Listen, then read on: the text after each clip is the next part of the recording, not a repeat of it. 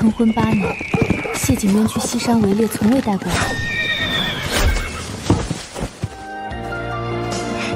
侯爷好剑法，小意思。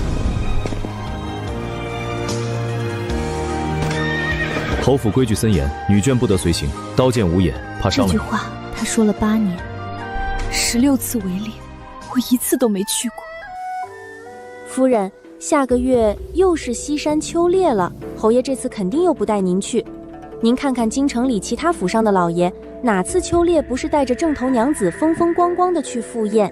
翠竹，不得妄议侯爷，咱们侯府是武将世家，规矩森严，女眷随行多有不便。再说猎场上刀剑无眼，侯爷也是怕伤了我。可是夫人，好了，你先把这几本书拿去晒晒，顺便去厨房看看侯爷的燕窝，这里我一个人收拾就行。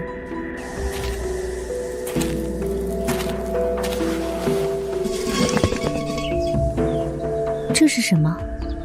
怎么连装裱都未曾做就扔在里面了？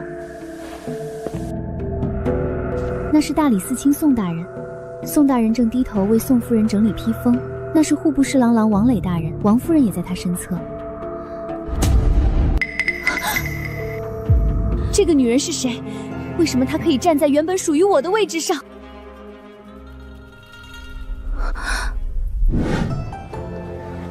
夫人，这月白色的蜀锦，给您做一身旗装，领口银线滚边，绣上暗纹兰花，等侯爷带您去秋猎时穿上，定能艳压群芳。那就劳烦掌柜了，价钱好说，务必做得精细些，我想给侯爷一个惊喜。50两银子，包夫人满意。侯爷，您看到锦绣庄刚送来的月白奇异了吗？转眼就不见了。可能是底下哪个丫鬟手脚不干净，偷拿去当了吧。1套衣服而已，回头再做1套便是。丫鬟偷拿去当了。哼，我当年竟然真的信了。50两银子，我1次都没舍得穿，原来是穿在他的身上。侯爷，您回来了。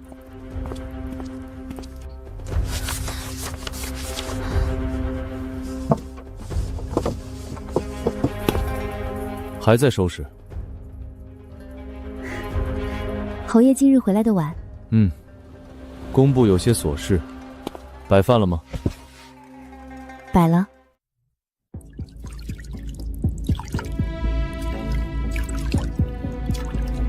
下个月就是西山秋猎了，听说今年的排场比往年都大，十分热闹。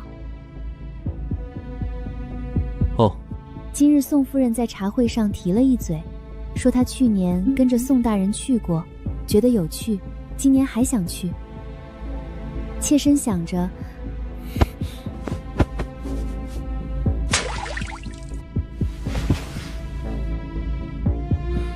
那是文官那边的规矩松散，我们武家世家规矩不同，岂能与他们相提并论？可是侯爷，宋大人不也是武转文吗？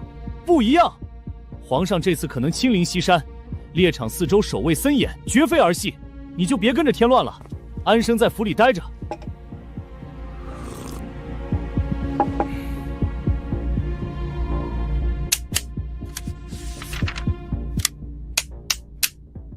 西山别院修缮，支出800两白银。猎场条件艰苦，只能在漏风的营帐里挤挤，连口热汤都喝不上。条件艰苦的营帐，好一个守卫森严。800两白银修缮的西山别院，里面住着的，只怕是你和那个穿月白旗装的娇客吧？你杵在那里做什么？脸色这么难看，是不是又在胡思乱想些什么？妾身不敢，妾身这就去厨房催催，看饭菜摆好没有。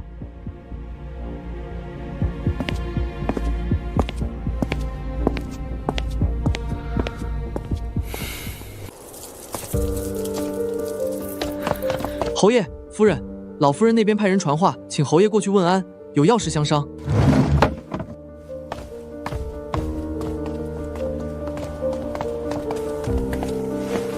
对了，下个月我要提前去西山巡查访务，可能要去半个月。嗯，府里上上下还有庄子上的事，你多费心打理。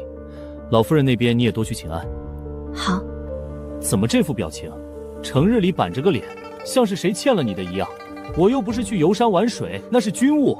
妾身只是担心侯爷身体，西山风大，侯爷多保重。哼，用不着你操心。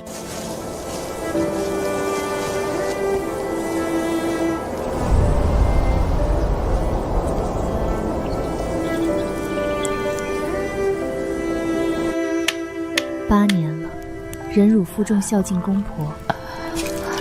我用尽嫁妆，操持中资，补齐了侯府所有的亏空。我满心欢喜，以为自己是主母。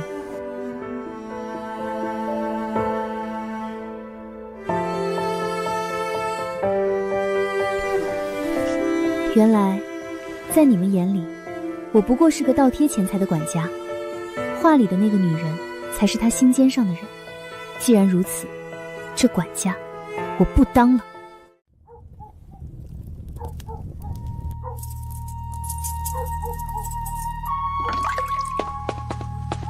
夫人，刚刚前院传来消息，侯爷说公务繁忙，今夜歇在书房了。知道了，你下去歇着吧，不用伺候了。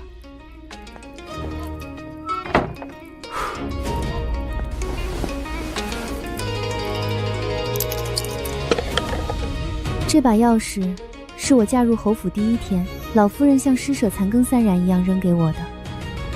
那时的库房是个连老鼠都嫌弃的空壳子。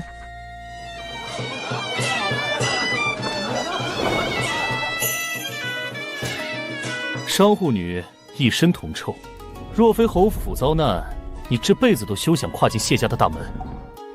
给老夫人买极品人参续命，出银2000两。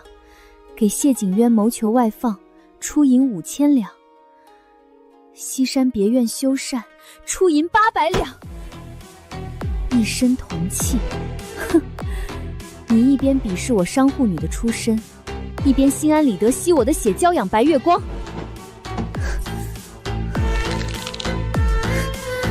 谢景渊，你既然无情，就休怪我无义。这8年你们谢家吃了我的，喝了我的，我要你们连本带利全部吐出来。既然人留不住，钱总得留住，1分1毫我都不会留给你们。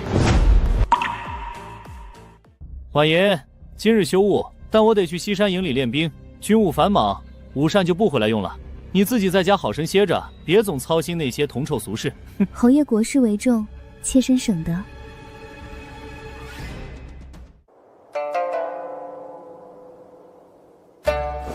管家，夫人有何吩咐？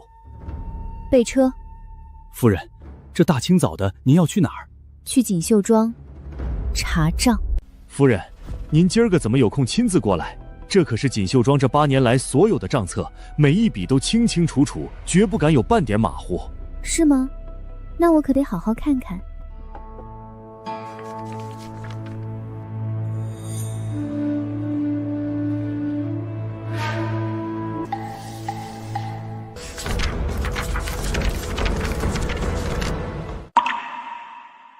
这8年，我用沈家的嫁妆贴补侯府，却没想到账本上满是别人的名字。掌柜的，哎，夫人，您说，这些送往柳叶巷的料子，都是此时最时兴的贡品级别。这位柳姑娘是何方神仙？夫人，您贵人多忘事儿吧？这柳姑娘不是侯爷的远房表妹吗？表妹？可不是嘛！侯爷每次换季亲自来挑料子，还嘱咐老朽，给柳姑娘的东西只要贵的，不要对的。那件紫多皮大氅，足足花了3000两呢。好一个只要贵的！我辛辛苦苦赚的银子，竟让你去娇养别人。是啊，表妹，我差点都忘了。侯爷仁义，夫人您也宽厚。掌柜的，你且受累，把这8年来所有送去柳叶巷的单子一笔一画重新抄录一份给我。这，夫人，这可有不少呢。我让你抄，少一笔我要你好看。哎，小的这就抄，小的这就抄。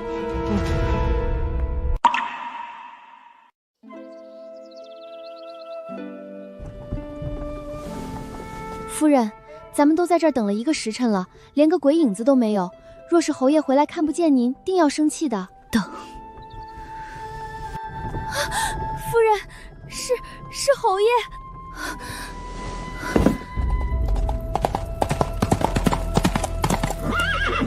徐记的桂花糕我最爱吃，每次想买，他总说太甜小家子气，从不许我碰半块。如今他却亲自提在手里。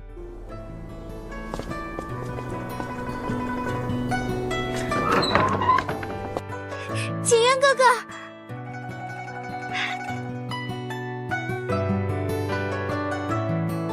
慢点儿，你身子弱，小心摔着。我以为你今日军务繁忙，不来了呢。答应你的，怎么会不来？看，我给你带了你最爱吃的徐记桂花糕。景渊哥哥最疼月儿了。夫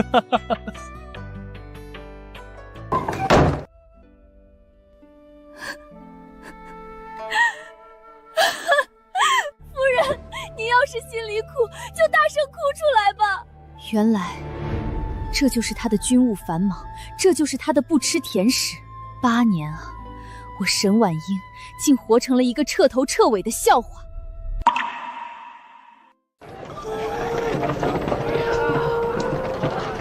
柳叶巷，柳如月，那个瓜子脸带梨窝的女人，我想起来了。谢家犯事，我家老爷说了，柳家绝不趟这趟浑水。小姐已送去乡下养病，分约作废。爹爹拿半个沈家为你做嫁妆，只求他日后能庇护你。当年谢家满门抄斩在即，柳家毫不犹豫悔婚逃难，谢家为了翻身，放下身段求娶了我这个商户女。我以为我是雪中送炭，原来他一直在。什么乡下养病？谢景琛一翻身就把他接回来，藏在我的眼皮底下。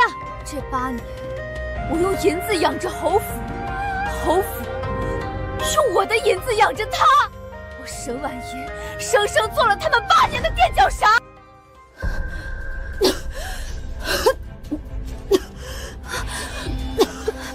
夫人，振作点啊，咱们这就回去找侯爷要个说法。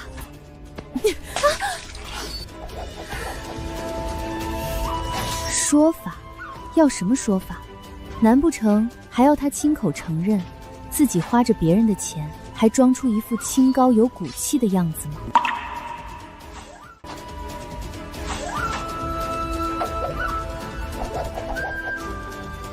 回府。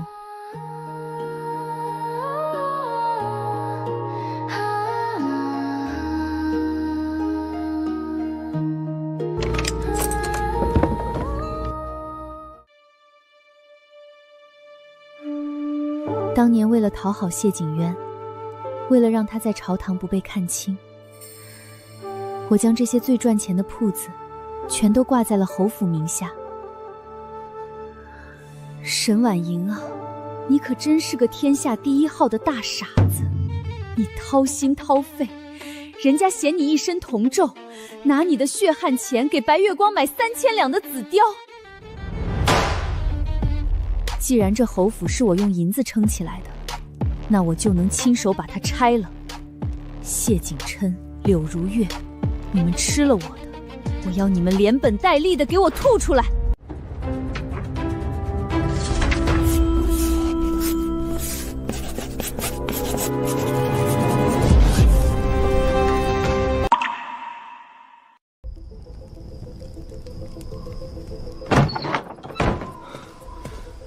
还没睡，今日营里练兵晚了些，将士们辛苦，我便多留了一阵。徐记桂花糕的甜腻香气，混合着廉价脂粉味，真让人作呕，是吗？侯爷真是辛苦。只是这军营里何时种了桂花，竟让侯爷沾了一身桂花香。路上经过集市，顺便沾染的罢了。你这鼻子怎么这么灵？成日里疑神疑鬼。你今日又去哪儿了？一身的铜气气。你是侯府主母，少往商铺里跑，丢尽了侯府脸面。快去洗洗。侯爷教训的是，既然侯爷嫌弃我身上的是迷气，那下个月西山的秋猎，我便随侯爷一同去洗洗这身铜奏吧。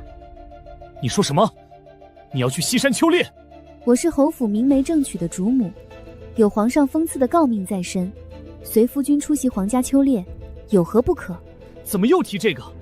我早跟你说过不合规矩。你会骑马吗？你会射箭吗？西山秋猎去的都是皇亲国戚，那些世家贵女哪个不是样样精通？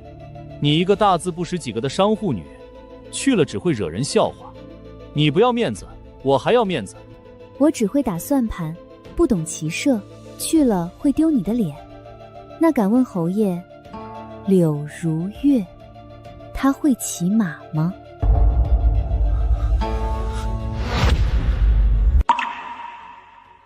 你说什么？你再说一遍！我说，柳如月会骑马吗？她当年被送去乡下养病8年，身子骨虚弱的连门都出不了。她去得西山，我这个主母为何去不得？谁跟你提的柳如月？你从哪里听来的疯话？若要人不知，除非己莫为。谢景渊，你当我是瞎子还是傻子？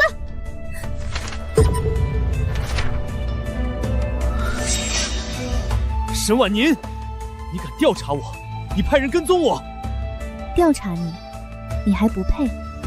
我只是去查我自己的账，我辛辛苦苦赚来的银子，总得知道是花在哪里了。少血口喷人！月儿她身子不好，我去西山别院，只是为了带她泡温泉养病。养病？去温泉养病需要穿价值3000两的紫貂皮大氅，需要你亲自定铸加级奇装，还手把手教她射箭。够了！你简直不可理喻！你这是善妒，是毒妇！月儿她无名无分跟着我受尽委屈，当年离开也是为不拖累我，她有什么错？不拖累？谢景渊，当年是你像丧家犬一样跪着求我结亲，是我沈家拿半数家产填了你侯府的窟窿，你吃着我的，用着我的，拿我的血汗钱养白月光，反过来骂我善妒，你的骨气都被狗吃了吗？商户女，给我闭嘴！你打，你这一巴掌只要敢落下来，明日一早我就去顺天府敲登闻鼓，让全京城看看堂堂侯爷是如何拿正妻嫁妆养外室，宠妾灭妻的。我拼了命也要拉你们下地狱！不可理喻，疯妇！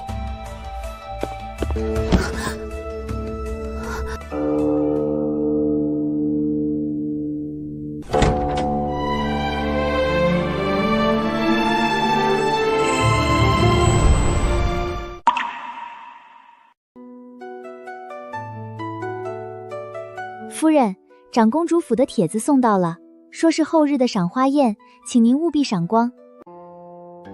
长公主向来注重嫡庶尊卑，这帖子自然是给正室的。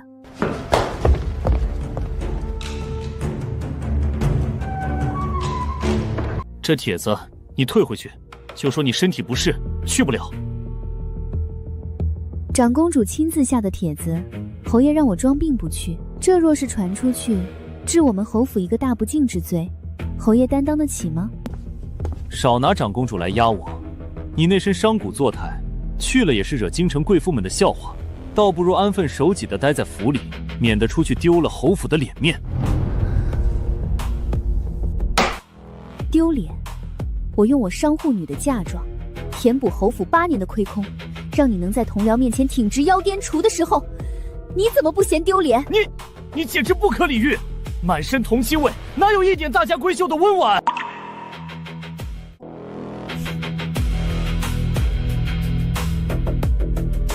帖子指名道姓请的是谢侯夫人，我不去，难道让柳如月那个外室去？如月今日也会去。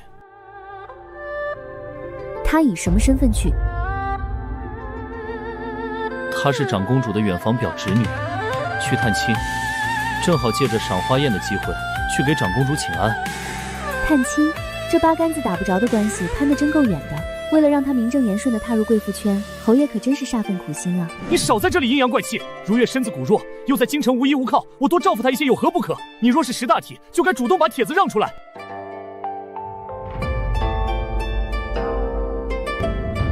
让？我沈婉欣的东西，只要我不给，谁也别想抢。既然侯爷非要护着她，那就各走各的。我倒要看看，一个远房表侄女，能不能越过我这个正牌侯爵夫人？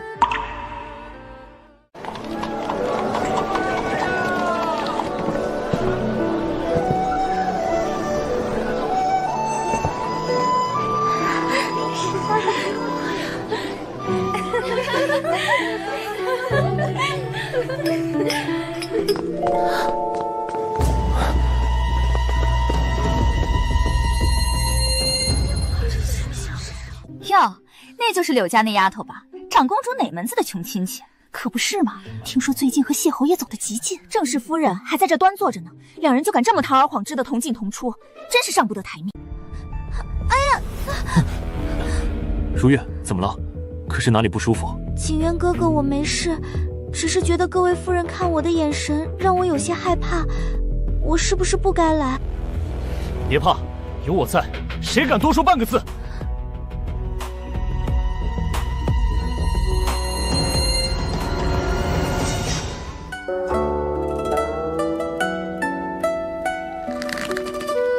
库房钥匙给我，我要去里面找一件旧物。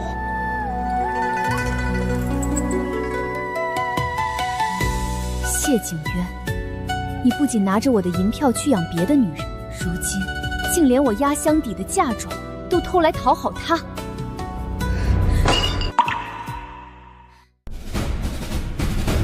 妹妹今日这身打扮，当真是清水出芙蓉。只是，妹妹头上的这只簪子，看着甚是眼熟啊。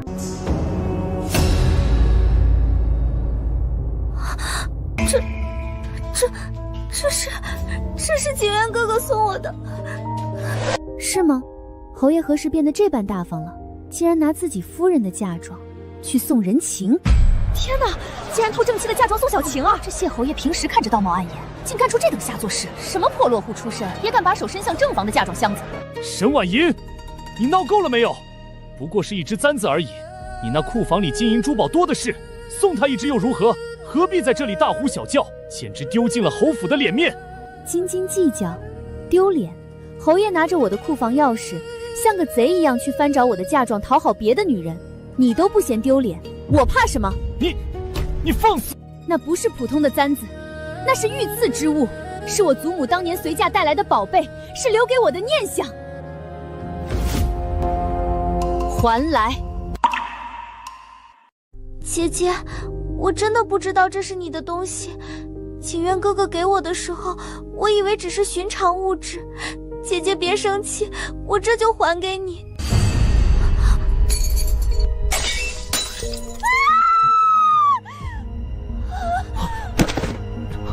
如月，你怎么样？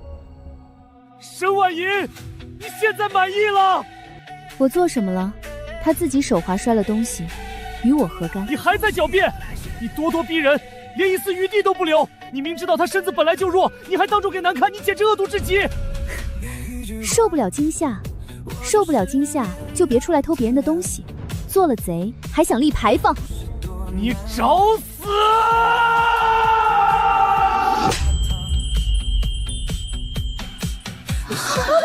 这是8年来他第一次对我动手，为了另一个女人，为了那个偷我嫁妆的女人。一身世怀气，只认钱的商户女，哪里有点大家闺秀的教养？我谢景渊真是瞎了眼，才会娶你进门。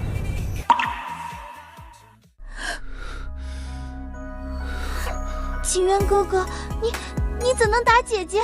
都是我不好，是我贪慕虚荣，带了姐姐的簪子，你千万别怪姐姐。你看他多懂事，你再看看你这副泼妇的嘴脸，道歉，立刻给如月道歉！我不道歉。你敢违逆我？我没做错，贼不配受我的道歉。好，你简直是反了天了！既然你不知悔改，那下个月的西山秋猎你也别想去了。就在府里给我闭门思过，把女戒抄100遍。什么时候学会了做人家媳妇儿的规矩，什么时候再出来丢人现眼。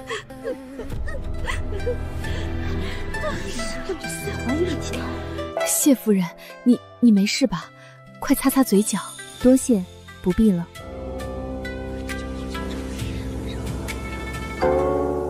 祖母临终前的嘱托犹在耳畔，如今簪子断了，就像我和谢景渊这8年可笑的情分彻底断了。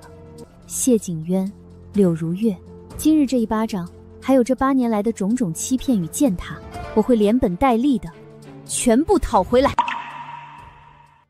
都给我手脚轻点儿，这些上好的紫端皮大堂、百年老山参，还有那些名贵的燕窝，都是侯爷吩咐给刘姑娘带去西山秋猎享病用的。磕坏了一点儿，卖了你们全家也赔不起。夫人，您听听外面那些见风使舵的奴才，侯爷也太偏心了。不过是去趟西山秋猎，竟然把库房里您当年陪嫁的名贵药材和皮草都翻了出来，全填了那个柳如月的无底洞。您才是这侯府正经的主母啊！随他去，让他搬。他现在搬的有多起劲，以后就有多狼狈。夫人，您怎么一点都不着急啊？再这样下去，这侯府可就成了他柳如月的天下了。天下？这侯府的一砖一瓦，哪一样不是我沈婉言的钱堆起来的？他谢景深想要天下，也得看我给不给。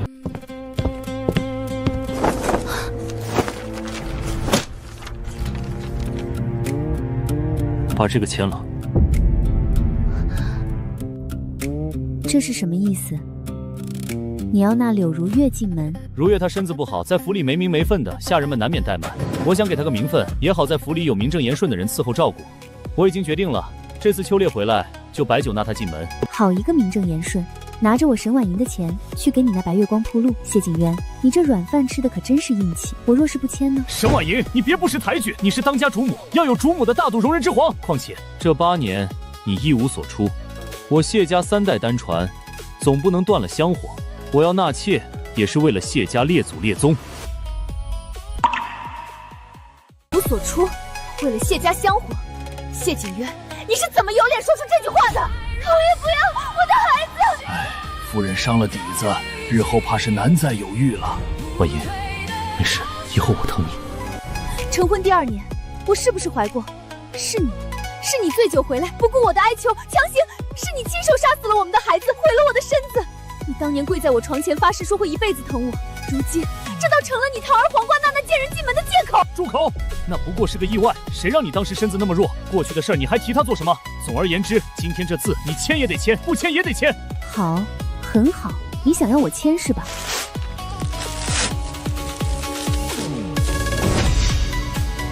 我不签，有我在一天，柳如月永远都只能是个见不得光的外室。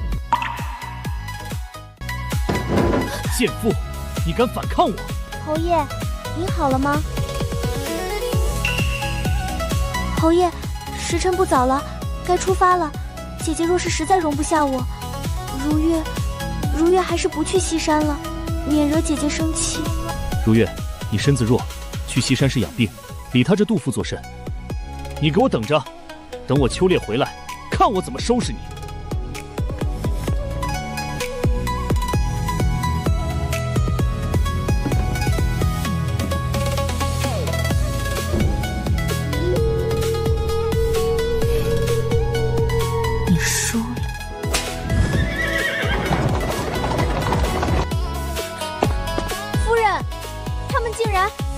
坐了您的马车。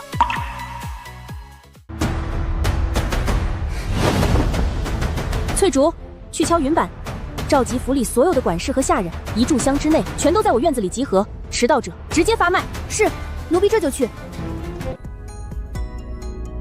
夫人，这侯爷前脚刚走，您就这么大动干戈的把大伙儿叫来，不知有何吩咐啊？老奴手里还有一堆账没算呢。谢管家，带上库房的钥匙，去把府里所有的现银1分不差的全都搬到我的院子里来。什么？这可使不得啊！那是宫中的银子，是侯府日常开销和打点官场用的，没有侯爷的对牌，老奴万万不敢擅动。宫中的银子？谢忠，你在这侯府管了8年的账，你的心是被狗吃了吗？这侯府的宫中早就成了一个空壳子。这8年来，侯府上下的吃穿用度，你每个月领的50两月例银子，甚至是谢景寒在外头请客喝花酒的钱，哪1分不是从我沈婉莹的嫁妆里出的？这夫人即嫁入侯府，那嫁妆自然也就是侯府的，这规矩。规矩？我今天就教教你什么是规矩。阿福，夫人，你这是干什么？我可是侯爷的人。我是这侯府当家主母，让你送就送。再废话一句，我现在就拿主母的印信把你捆了送去顺天府，告你一个奴打妻主、贪没主家财产的罪名。你那几本假账，要我当众念出来吗？夫人饶命，老奴知错，老奴这就去办，这就去。阿福，带几个人去城东，把那几间绸缎庄和米铺的地契立刻收回来，换成我们沈家的人接管，动作要快。得令。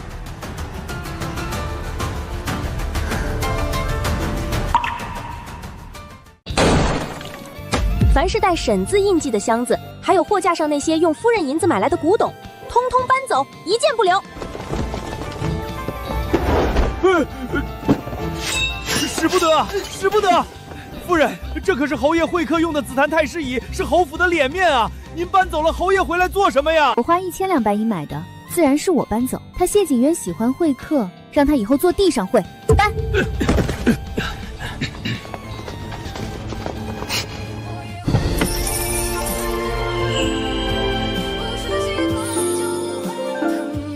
夫人，点清了，整整60万两现银，还有各处铺子的地契、首饰、古董，全都在这儿了。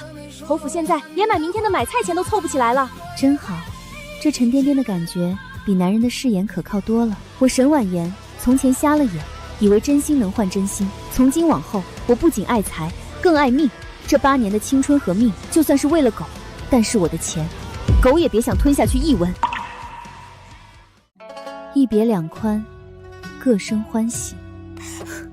不，谢景琛，我祝你与柳如月穷困潦倒，生死不见。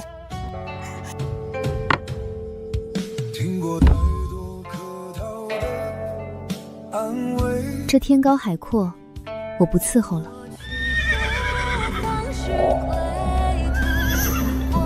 夫人有令，启程。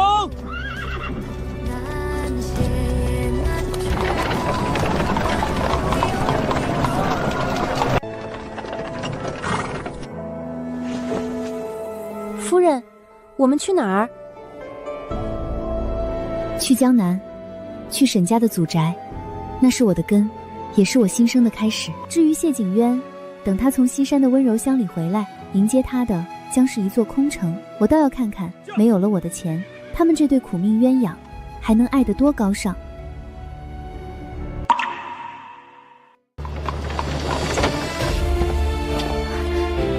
沈婉莹倒是越来越没规矩了。哼，本侯回府竟连个迎门的人都没有，定是还在为长公主府的事闹脾气。等会儿看我怎么训他。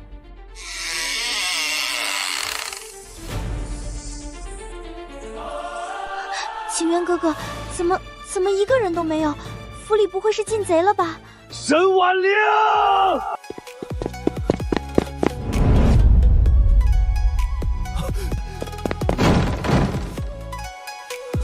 遭贼了，一定是遭贼了！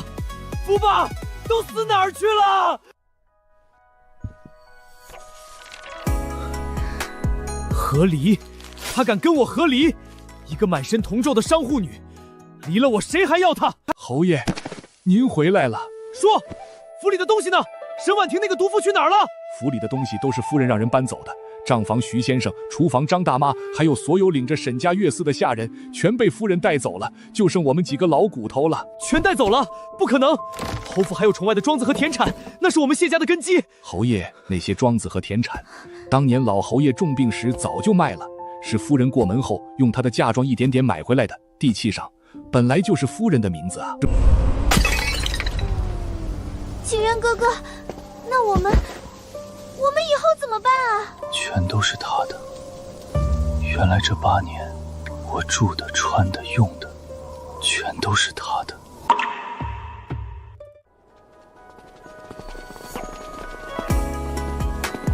哟，这不是谢侯爷吗？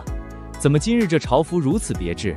莫非是京城新出的褶皱远士？哎呀，宋大人，您这就不懂了吧？谢侯爷如今可是脱离铜兽的高洁之士，这叫不修边幅，颇有魏晋遗风啊。只是这衣服上的油渍，怕是魏晋名士见了也要自叹不如。两位大人，若无要事，本侯先行一步。侯爷慢走，可别摔着了。听说侯府最近可是清静得很，连个洗衣扫地的丫鬟都不剩了。没了那商户女的打点，侯爷这日子真是让人大开眼界啊！不劳费心。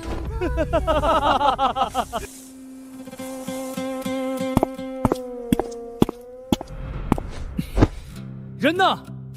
来人，上茶。景渊哥哥，你回来了。就吃这个，这已经是连续第5天喝着泔水一样的清粥了。府里的厨子呢？景渊哥哥，厨子前日就走了，府里已经没银子发月例了，下人们跑的跑，散的散，这粥还是我亲自去灶房熬的，柴火太大，还呛到了我。没银子，侯府堂堂公侯之家，怎么会连买米买菜的银子都没有？姐姐走的时候把账房里的现银和库房里的东西全搬空了。这几日买米买柴都是用的我的提底钱，可现在的米价怎么那么贵？还有那炭火竟然也要那么多银子，我实在是不懂这些。不懂？你不懂不会去学吗？每天除了哭就是喊头疼。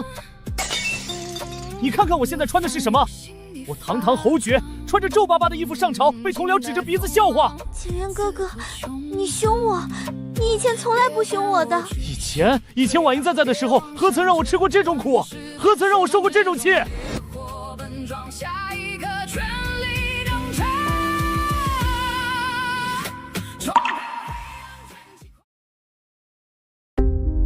景渊哥哥，你刚才说什么？你想念姐姐了？我没有，我只是在说事实。侯府现在连饭都吃不上了，难道我不该生气吗？姐姐是有钱，她满身臭，却自然懂那些低贱的商贾之事。可她哪里懂你的抱负，哪里懂你的风雅？只有我是真心爱你的啊，景渊哥哥。为了你，我宁愿吃糠咽菜。爱有什么用？爱能当饭吃吗？你这半个月，我过得生不如死。同僚的嘲笑，生活的窘迫，我连1两银子都拿不出来。我堂堂侯爷，去酒楼赊账都被人赶出来。祭祖的时候就一般，因为他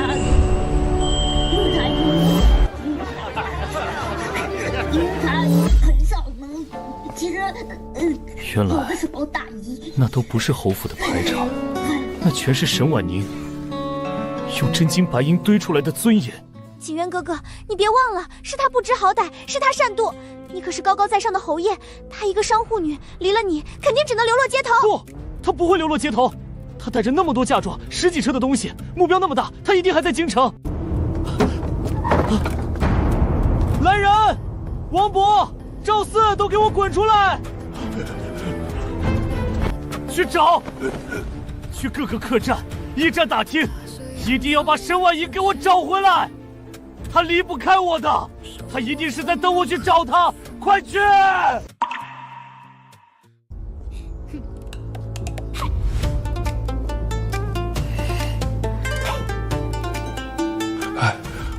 侯爷，打听到了。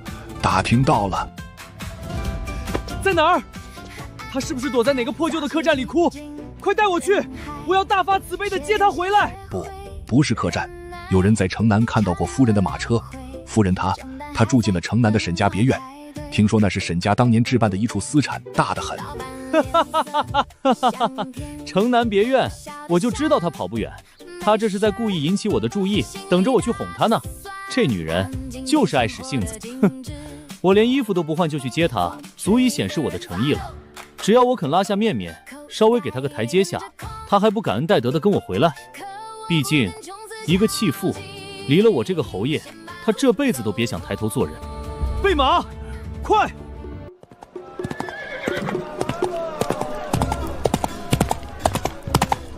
让开！都给我让开！那不是谢侯爷吗？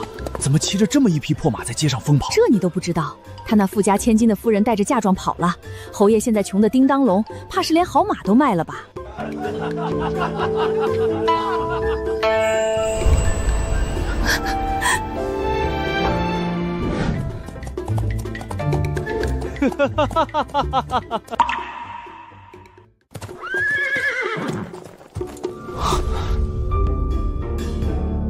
区商户竟敢住这么僭越的宅子，等婉莹回了侯府，这宅子正好可以用来做我的别院。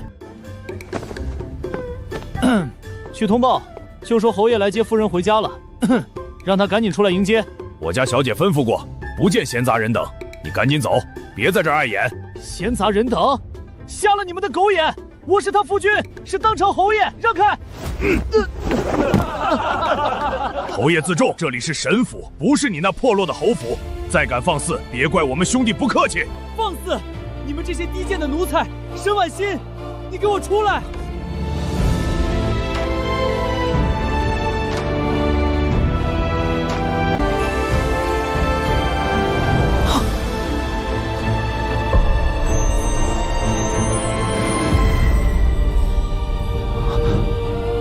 婉莹，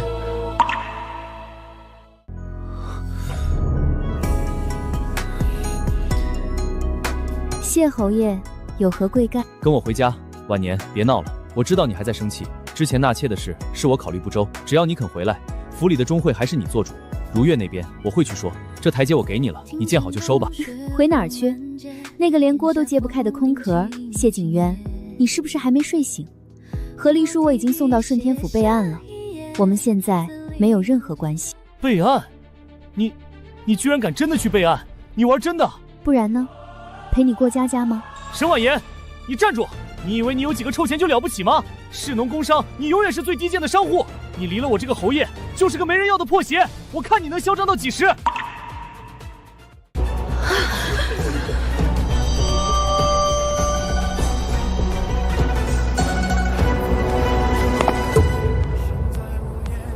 低贱！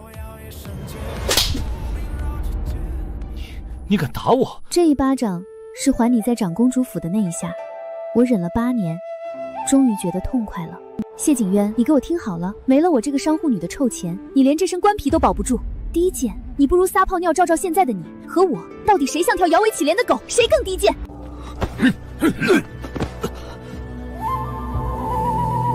关门。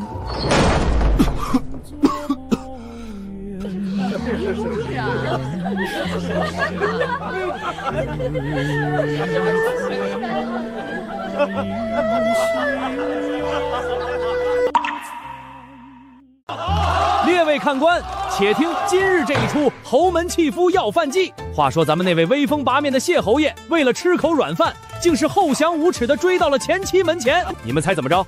人家沈老板眼皮都没抬，反手就是一个响亮的大逼兜，打的侯爷那是眼冒金星，满地找牙呀。这谢景渊也是真不要脸，花着老婆的嫁妆养外使，现在断锤了还敢上门去讨？什么侯门贵妓，脱了那身皮，连个乞丐都不如。看，那个就是吃软饭的谢侯爷。你。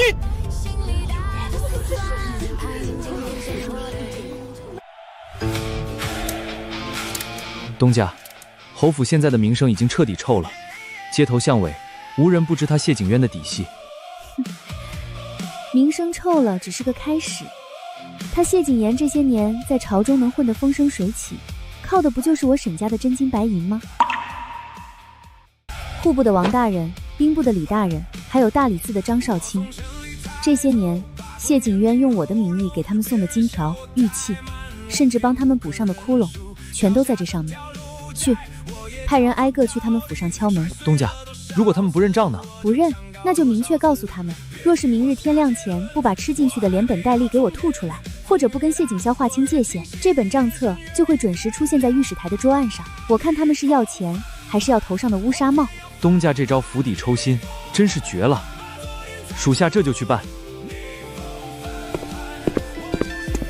臣弹劾靖安侯谢景渊，此人德行败坏，宠妾灭妻，将原配逼得和离，实乃败坏朝纲，有辱斯文。李大人，臣复议。谢景渊不仅私德有愧，臣还要弹劾他以往在兵部任职时账目不清，多有中饱私囊之嫌。皇上，臣冤枉啊！闭嘴！朕听闻你连媳妇的嫁妆都要偷去养外室，如今还闹得满城风雨，朕的脸都被你丢尽了。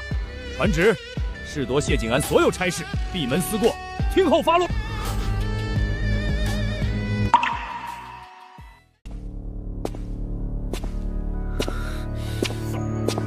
怎么会这样？怎么会变成这样？侯爷，府里的下人都跑光了，我连个使唤丫头都没有。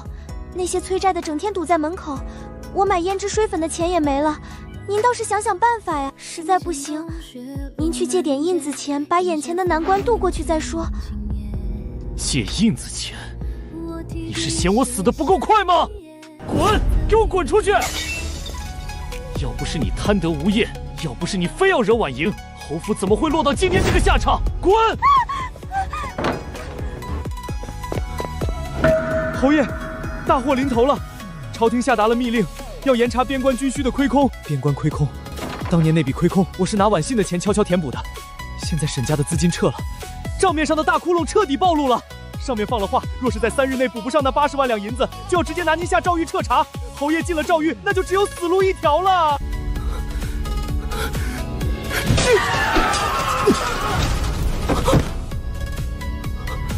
80万两，能救我的只有婉莹了。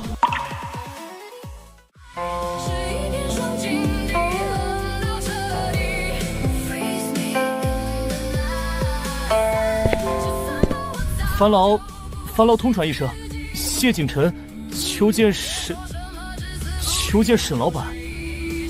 哼。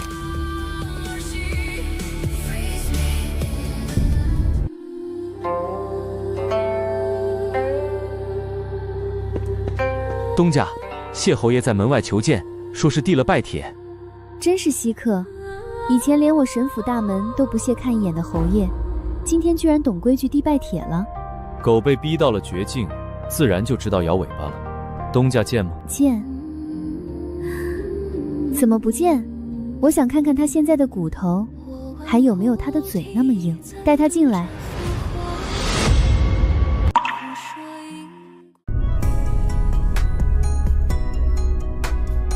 婉莹，你一定要做得这么绝吗？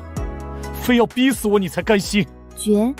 谢侯爷这话说的真是让人寒心。比起你8年来花着我的嫁妆，养着你的白月光，甚至纵容他谋害我的性命，我这算哪门子的绝？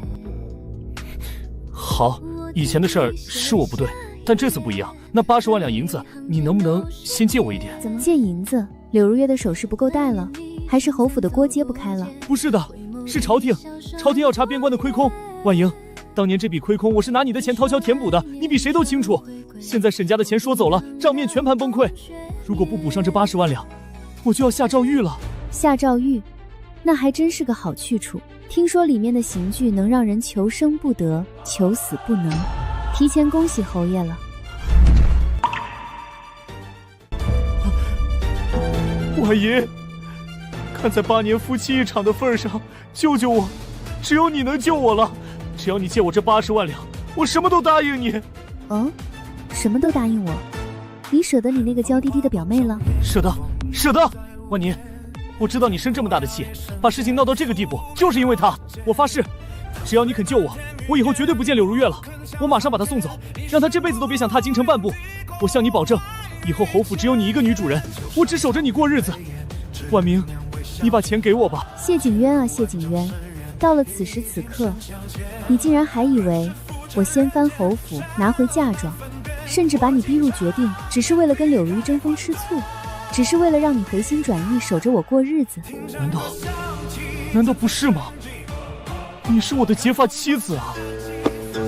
你太看得起你自己了。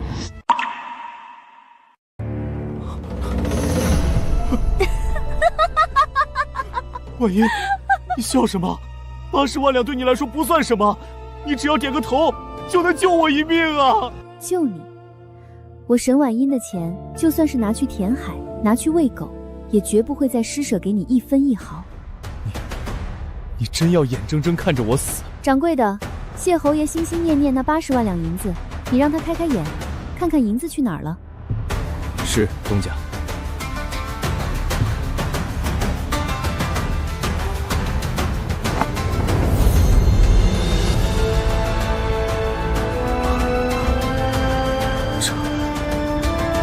这是……你不是问我那80万两去哪儿了吗？我告诉你，我以沈家的名义，将那80万两白银1分不差的全捐给了国库，充作西北大军的军饷。全捐了！皇上龙颜大悦，不仅御赐了我沈家这块皇商的金字潮牌，还将边关所有的军需采买大权统统交给了我，更封了我正2品的诰命夫人。谢景渊，你好好看看，你一直鄙视我是一身铜咒的商妇女，可现在正是这铜咒买来了你穷极一生都保不住的地位。现在的我不仅手握你的生死命脉，论品级，我比你这个即将下狱的落魄侯爷还要高半级，你见了我得磕头。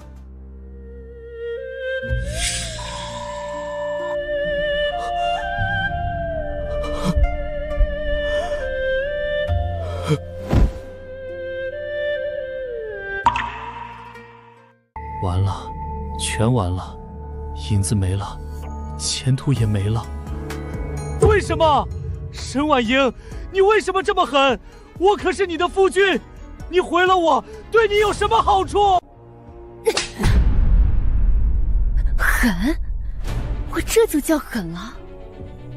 谢景渊，你摸摸你的良心，这8年你干了什么？8年，你用了我8年，骗了我8年，轻贱了我8年，你吃着我的，喝着我的，用我的嫁妆撑起你那摇摇欲坠的侯府，拿我的血汗钱去给你铺朝堂的路。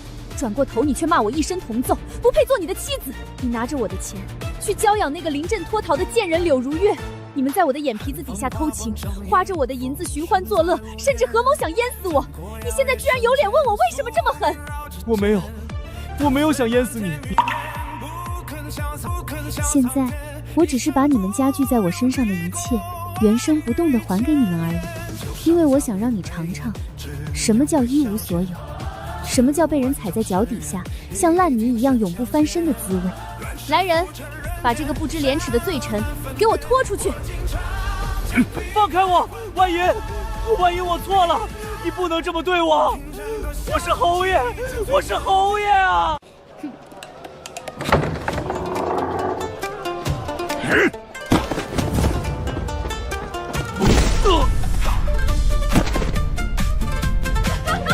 哟，这不是刚才去求饶的谢侯爷吗？怎么被像垃圾一样扔出来了？呸！什么侯爷，马上就是下大狱的死囚了，活该！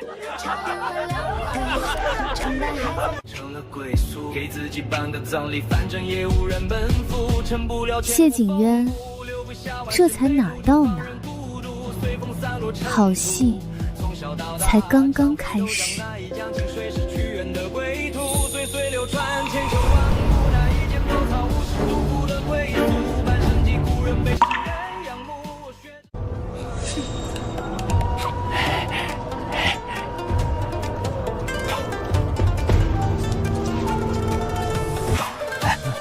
你们听说了吗？沈家那位大东家之前还在长平侯府当主府的时候，骨子里就不守妇道，早就背着谢侯爷跟外面的野男人私通了。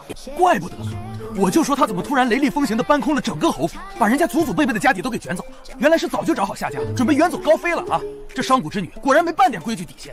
还不止这些呢，听说她前2年肚子里怀的那个孩子根本不是什么意外流产，那是她为了掩盖跟那野男人的奸情，自己狠心喝了1碗红花药，硬生生给打掉的。虎毒还不食子呢，这女人也太狠毒了！沈家几代人积累的名声，全让她给败光了。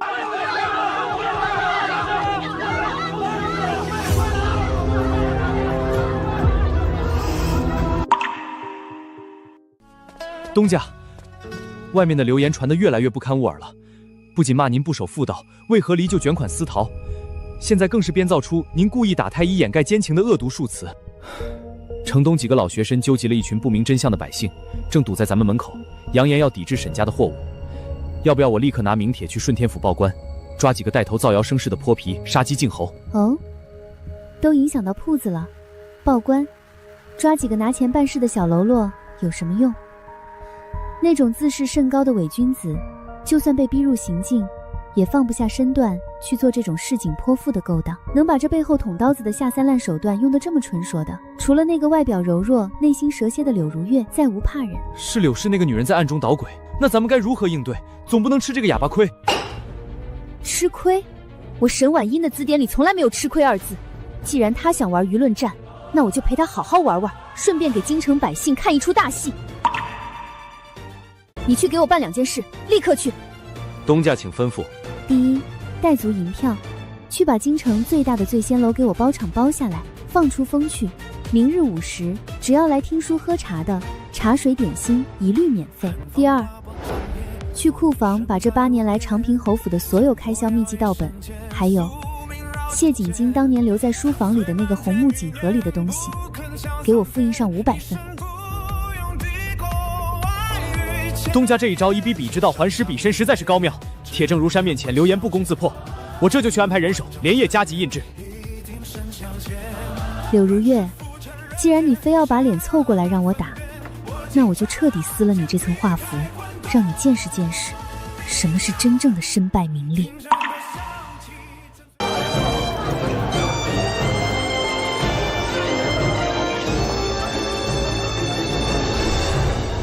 列位看官，近日京城之中风言风语，说是长平侯府休妻，沈大东家不守妇道。可老祖宗有句话说得好，耳听为虚，眼见为实。今日咱们不听那些无凭无据的市井流言，咱们来看一看摸得着的真金白银，来看一看这比戏文还要荒诞的铁证。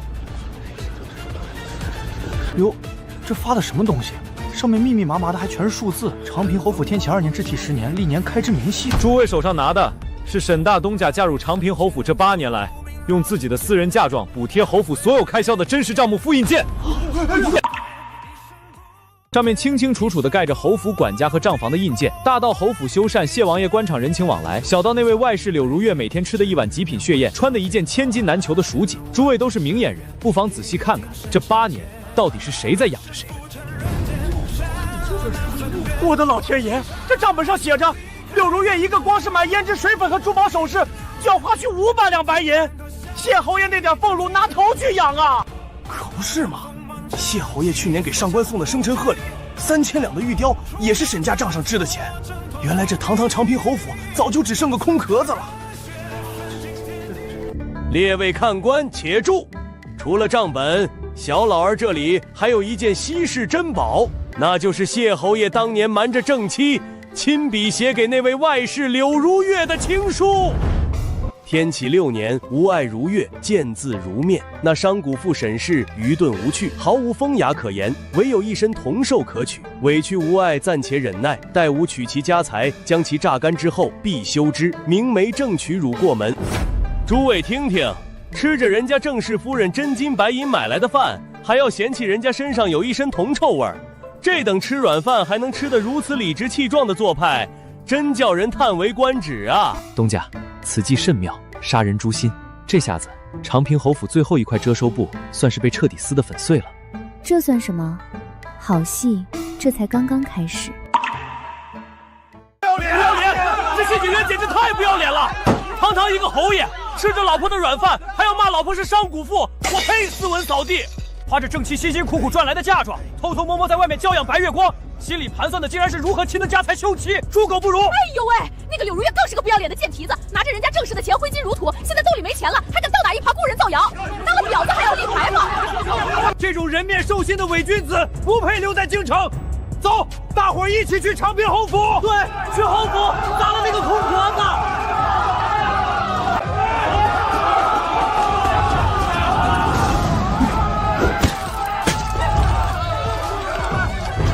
谢景元，你个缩头乌龟，滚出来！把你吞进去的钱吐出来！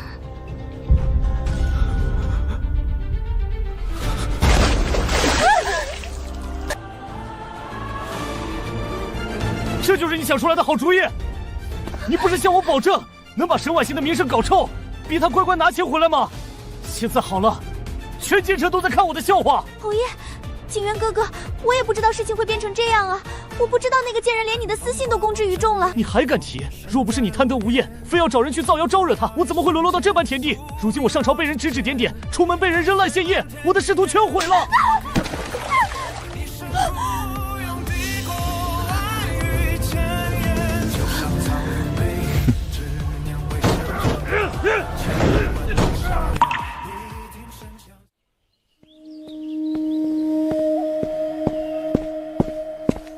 东家，门外有个戴着厚重帷帽的女人求见，她死活不肯走，说是长平侯府的柳如月。哦，终于熬不住了吗？让她进来。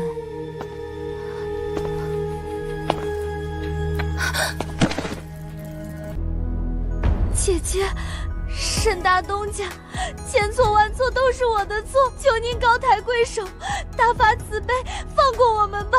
侯爷现在连门都不敢出，天天在家里拿我撒气，对我非打即骂，我们已经身败名裂了。姐姐，你已经赢了，你还想要怎样啊？放过？你跑到我面前来装可怜，问我还想要怎样？柳如月，8年前的冬天，在相国寺后山的放生池边，你趁我转身不备，狠狠地将我推下那冰冷刺骨的湖水，害我差点被活活淹死的时候，你怎么没想过要放过我？你怎么会知道？当时明明没有旁人。我当然知道。我不但知道是你下的毒手，我还知道，当时你最爱的景渊哥哥谢景渊就躲在离池塘不远处的那棵百年古树后面，冷眼看着这一切。他眼睁睁地看着我在冰水里挣扎，却没有跨出一步来救我，因为他也想看看我会不会就这样无声无息地死掉。这样他既不用背负退婚恶名，又能迎你进门。不可能，景渊哥哥不会这么对我的。你既然一直都知道，那你为什么这8年来……这8年我不说，是因为我傻，我天真的以为能捂热那块石头，因为我那时还爱着他。但现在我不爱了，所以你们欠我的命该还了。既然我不爱了，那你们这对狗男女欠我的每一笔债，尤其是欠我的那条命，就该连本带利的全数还回来了。姐姐，我真的知道错了，我以后给你当牛做马，我出家当尼姑，求求你不要报官。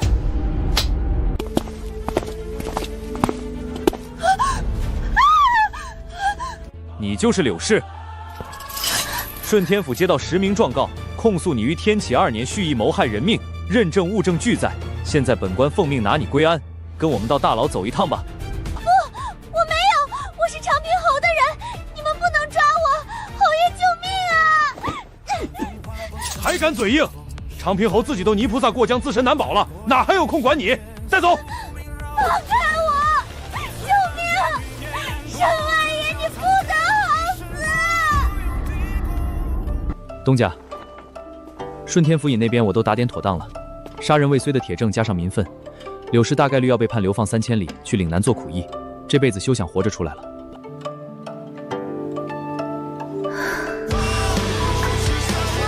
压在心里的最后一块石头，终于落了地。掌柜的，备车吧，去咱们钱庄把能调动的银票全都准备好。柳氏这只昌鬼解决了，谢景元的也该到了。就凭你这几张破旧的焦土地契，还敢康口要1万两现银去大狱里捞人？呸！你还真当自己是那个高高在上的侯爷呢？现在的你连条街边的野狗都不如！兄弟们，把钱袋给我拿走！不行，这是侯府最后的祖产了，我要救如月，你们不能这样，把钱还给我！你们这群下贱的草民，我要报官抓你们！完了，全完了！我变卖了最后的家当，不仅没能把如月捞出来，连我自己也要活不下去了。没有了钱，没有了权，偌大的京城，我竟无处可去，我该怎么办？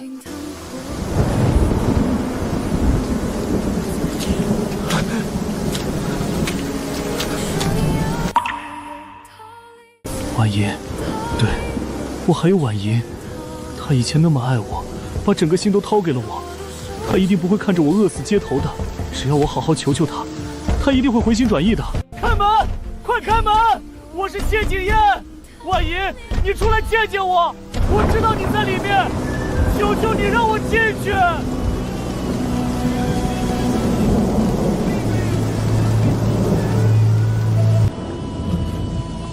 婉莹，你终于肯出来见我了，我就知道你心里还有我。放肆！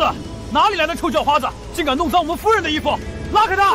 慢着，我倒要看看昔日高高在上的谢大侯爷，今日这般如丧家之犬般跪在我门前，究竟想摇尾乞怜些什么？婉莹，我真的知道错了，这8年是我有眼无珠，是我鬼迷心窍，对不起你，求你原谅我这一次好不好？哦，从不认错的谢侯爷居然也会认错。我和柳如月断了，我发毒誓，我跟那个贱人彻底一刀两断了。他是个不折不扣的毒妇，是他用狐媚手段逼我的心智，是他贪图侯府的荣华富贵，一直在算计我。他不仅害了你，他也害惨了我啊！婉明，我现在什么都没有了，我只有你了，你救救我吧！婉莹，你相信我，我只爱你一个人。这8年，其实我早就习惯了有你陪在身边的日子。自从你走后，侯府就成了一个冰窖，没有你的日子，我才知道那根本不叫家。那些下人个个见风使舵，连一口热饭都不给我做，屋顶漏雨了也没有人找工匠来修缮，我每天晚上冷得睡不着觉，我的衣服脏了破了也没有人给我缝补。婉莹，我真的不能没有你，你跟我回家好不好？只要你回去，你依然是侯府至高无上的主母，以后什么都听你的，我每天都陪着你，好不好？习惯，家，8年了，我每天起早贪黑，亲自下厨为你熬煮补汤，深夜挑灯夜战看账本，只为了用我辛苦赚来的嫁妆去填补你那破落侯府的巨大亏空。而你呢，拿着我的血汗钱，在青楼楚巷一掷千金，骄阳柳如月，转头还要鄙夷我满身铜臭味。现在你落魄了，终于想起我这个可以任你吸血的工具了。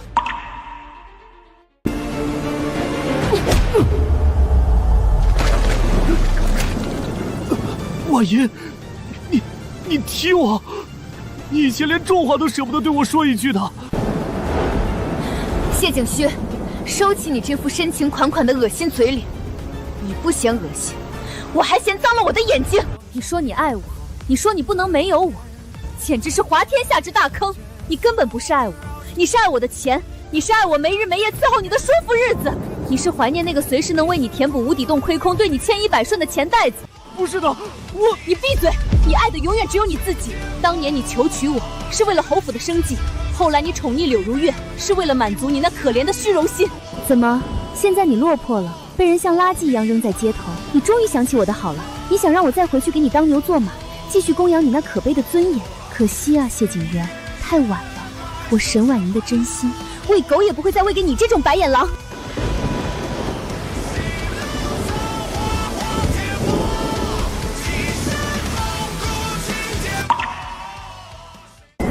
婉莹，你骂的对，都是我的错。你心里有气，打我骂我都可以，只要你能消气，让我做什么我都愿意。让你做什么都愿意。去，把那个东西拿给他。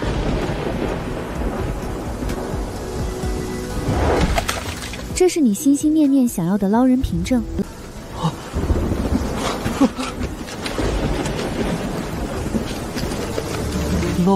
捞人凭证。婉莹，我就知道你还是念旧情的，你是个嘴硬心软的女人，你竟然暗中帮我把如月给捞出来了，太好了！婉莹，你放心，既然你如此深明大义，我谢景霄发誓，以后这侯府上下只认你一个主母。等如月回来，我绝不让她再进正院一步。她以前怎么欺负你的，我就让她怎么还回来。我让她去柴房做个粗使丫头，天天给你端茶倒水、洗脚捶背。只要你肯跟我回家，咱们一家人还像以前一样好好过日子，好不好？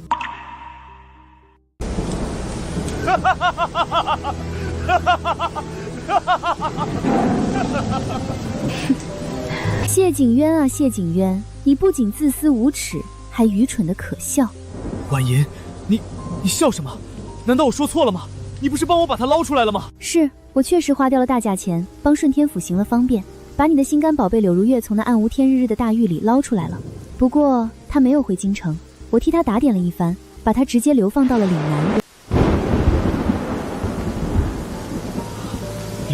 流放？岭南？是啊，岭南，那种常年毒瘴弥漫、毒蛇猛兽横行的不毛之地。听说去那里的人10个有9个都会死在半路上。他不是常年身体不好，总是娇滴滴的喊心口疼吗？那种极凶极恶的瘴气之地，正适合他去好好养病。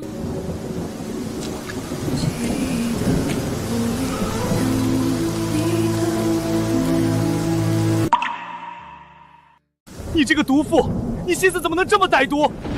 如月只是一个弱女子，你竟然把她流放到那种九死一生的地方，你凭什么？你以为有钱就能一手遮天吗？你根本没有权利私自流葬人！我要去顺天府告你，我要进宫面圣揭发你！告我，揭发我，不必那么麻烦了。你不是想知道我凭什么吗？不如你自己看看这个。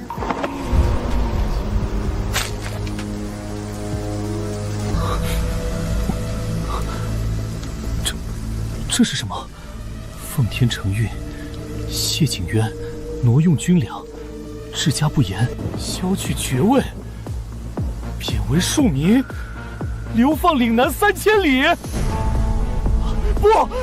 不，这不可能，这绝对不可能，这是假的，是你伪造的，对不对？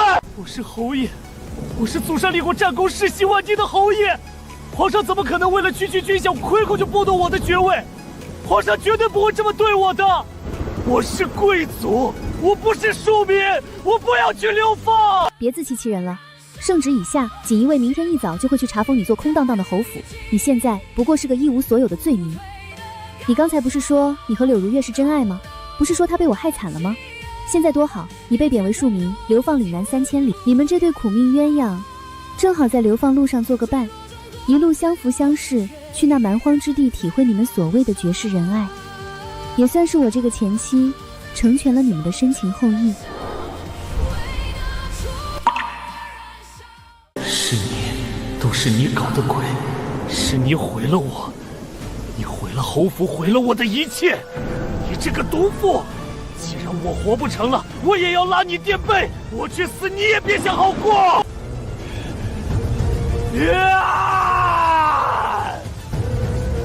保护夫人！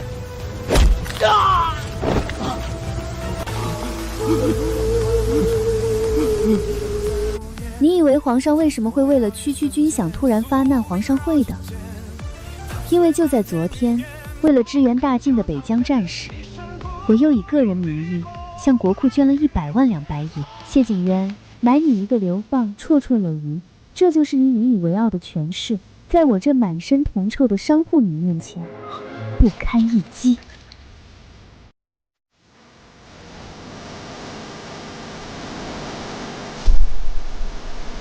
回府。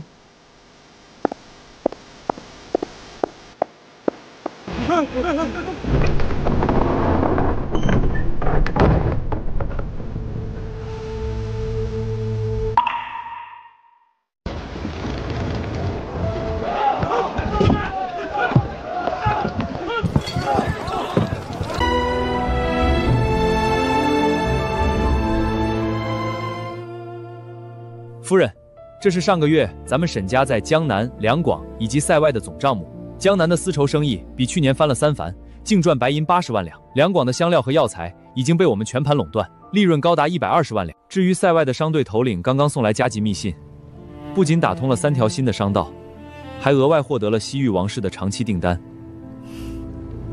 江南商会那几个原本不服气的老家伙，现在怎么样了？回夫人，自从您上个月雷厉风行地切断了他们的生丝货源，又以极低价格抛售我们囤积的存货后，他们彻底撑不住了。昨日一早，他们便联名写了降书，跪在沈家在江南的总号门前，恳求夫人给他们留一条活路，表示从此以后江南商界为夫人马首是岸。商场如战场，我早说过，谁敢挡我的财路，我就让他倾家荡产。当年那些人看不起我是个女子，看不起我是商户出身，如今我倒要看看还有谁敢在我面前摆谱。夫人的手腕与胆识，放眼整个天下，即便是朝堂之上的王公大臣也是望尘莫及。如今沈家的生意做到了大江南北，富可敌国。1年了，整整1年了。从我踏出侯府大门那一刻起，我就告诉自己，绝不再依靠任何人，绝不再为任何人的眼色而活。事实证明，我沈晚宴做到了。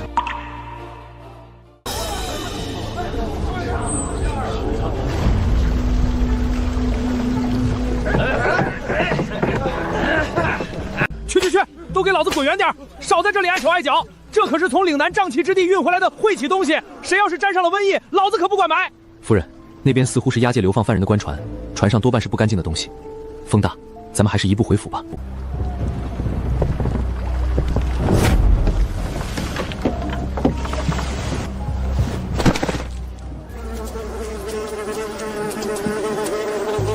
真他娘的倒霉，拉了一路死人。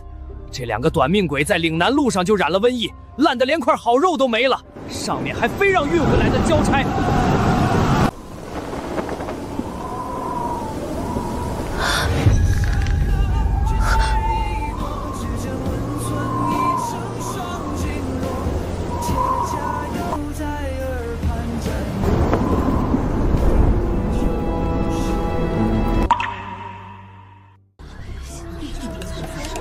夫人，那是谢景渊和柳如月，死相太过凄惨晦气，您不要再看了，徒惹心烦。无妨，我倒要看看这对情深意重的苦命鸳鸯，最后究竟落得个什么下场？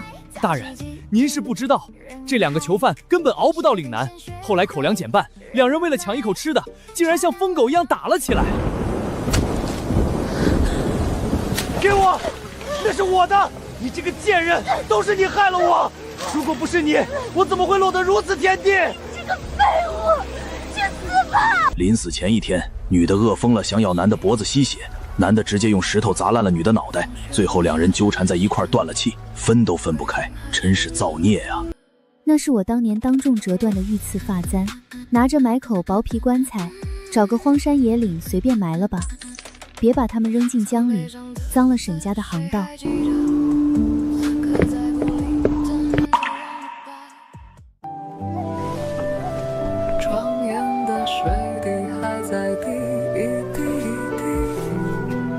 夫人，江面风大了，还是早些回府歇息吧。你本是圣上钦点的新科状元，前途无量，如今却为了报恩弃官从商，每日跟在我身边，去应付那些老奸巨猾的商会老狐狸。我再问你最后一次，你真的不后悔吗？庙堂虽高，却充满尔虞我诈。我曾在那里见过太多如谢景渊一般的伪君子，功名利禄不过是枷锁。我弃官不仅是为了报恩，更是为了追随内心的光。夫人就像大江上的骄阳，冲破了所有的偏见与枷锁，能跟在夫人身边，才是我此生最不后悔的选择。只要夫人不弃，我愿一生做夫人的掌柜，为您当风避雨。好，既然你心意已决，那从今往后，我们便在这商海之中继续大展宏图。是夫人，风大了，我们回吧。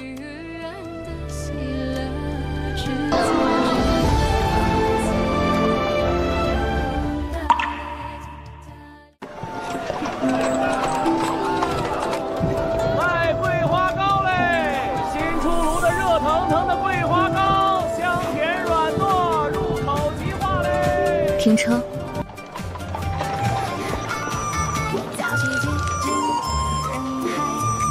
夫人，刚出炉的，还烫手呢，您慢些用。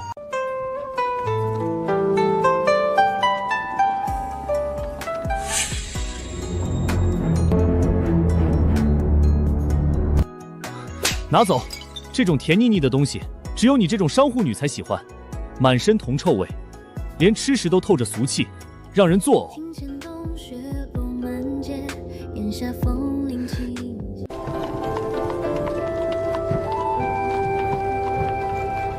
甜，真甜。这次终于没有人敢再说我吃的腻人，再也没有人敢用商户女的身份来羞辱我。